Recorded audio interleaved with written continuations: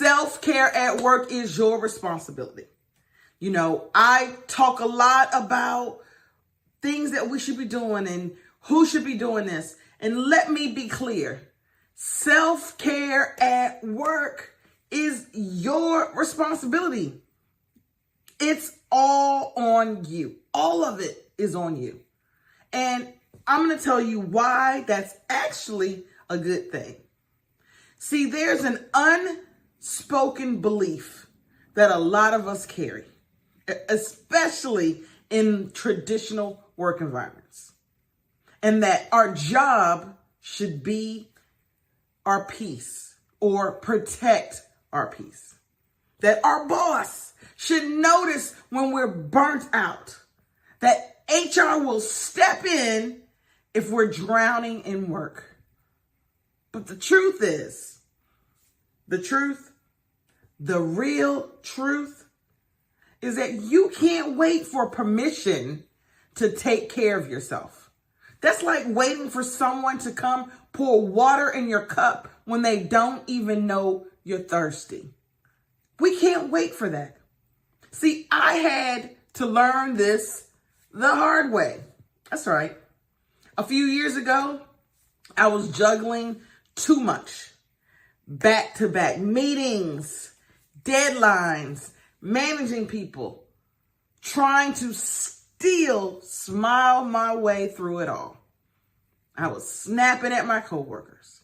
My body was constantly tight. And my Sunday anxiety, whew. And I kept thinking, they see me struggling. Why isn't anyone helping? Until I realized that they couldn't help with something they didn't know. And honestly, I haven't even helped myself at that time. I wasn't setting boundaries. I wasn't pausing. I wasn't even drinking water half the time. But when I finally took responsibility for how I showed up to my workday, everything shifted. So what does it look like to take responsibility for your self-care at work? I'm going to talk about 5 things that you can do today, that you can start today. It's Wednesday and you're thinking, well, I'll start on Monday. No, today. You'll start today. And number 1, the first thing is mind your calendar. You want to block off 15 minutes breaks, like they're meetings. Go in your calendar now and be like 15 minutes. I'm going to go ahead and mark it in my day. It's part of my day. It's like a meeting. Mark it in because it is a meeting. It's a meeting with yourself. So mark off 15-minute breaks. The other thing is set boundaries. Practice saying, I don't have the capacity for that right now. That's not rude. It's actually respectful. It's respectful for you. It's respectful for them. So practice saying that. The other thing that you want to do is hydrate and move. Keep water at your desk. Get up and stretch every hour. Your body will thank you for that. So keep the water at your desk so you can drink it. On your 15-minute breaks, maybe that's the time to drink water.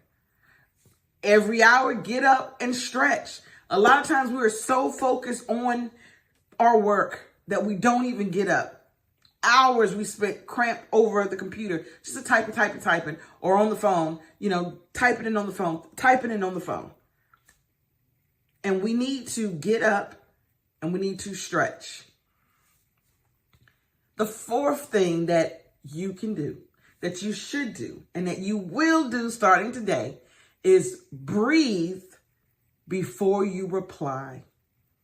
Before sending that email or reacting in a meeting, pause. Take 3 breaths, then send. Take 3 breaths, then speak. Sometimes we get emails, you'll read an email, and you can feel your blood pressure going up for what the email says. Whether it's, I can't believe they're asking me that, or you got to be kidding me. Or did they really put that in the email? Right? You're thinking that and you're ready to respond back to let them have it. Take a pause.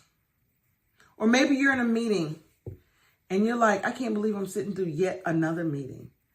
Or why do they keep letting that same old person talk? Cut her off. Before you say all those things or have a smart remark in a meeting, take a pause.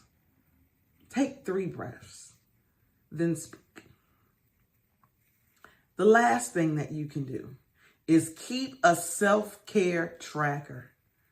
Every day, write down one way you cared for yourself during your shift.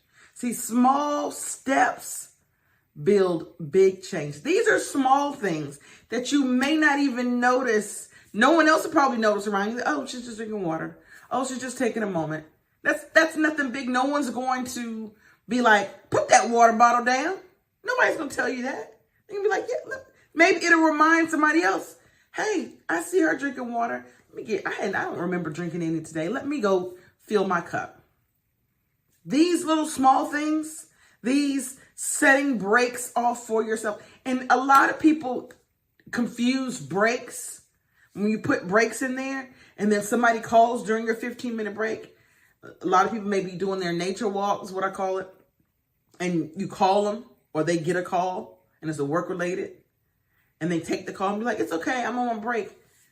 No, a break is no work. So if you're on your 15-minute break, on your nature walk, or it's your lunch break, it is just that. It is no work. You should not be doing anything work related. You should be taking that time to be for yourself. And then setting boundaries. Setting boundaries doesn't protect them. It protects you.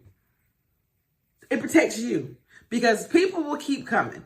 And if you don't set a boundary, if you don't set a boundary for yourself, then it never stops. It's kind of like a 4-way traffic light. If the lights are constantly green, there's crashes. There has to be a stop on somebody's side so you don't crash into each other. It's the boundary. You stop so this person can go. This person stops so you can go. That's what a boundary is. It's a pause. It's a pause and a protection for yourself. Think about that. Every time you set a boundary for yourself, you're telling yourself, I am important, I matter, and I'm not going to let the world dictate me. I'm going to dictate myself. That's what a boundary is. It's giving you space. It's a hug for yourself. Every time you hydrate, you're pouring into yourself. Think about it like like it's energy. Like when you're drinking water, it gives your body energy. It gives it the hydration it needs to carry you through your day. If you are dehydrated and you're trying to finish a task by the deadline, or you're trying to, deal with the stress of just everyday work, and you're not hydrating your body, then you're not having your body work with you. You're working against your body because now your body has to fight being dehydrated. It has to fight the stress that's coming as well. The stress of trying to meet a deadline. You're turning against your body when you do that. That's why you want to make sure you're drinking water. That's why you want to make sure you're stretched. You don't want to be stuck in a keyboard position. That's why you want to stretch. You want to get up and stretch. Believe it or not, work is not meant for you to be hunched over a desk for 8 hours. That's not the intent of work. Again, and you want to breathe before you reply, whether it's to an email, whether it's speaking at a meeting, because that person may not know they're talking too much. So before you roll your eyes or when your comment comes out, a smart comment, that person may not even realize it. That person too may be stressed, or that's their anxiety coming out. Take a pause. Give them grace.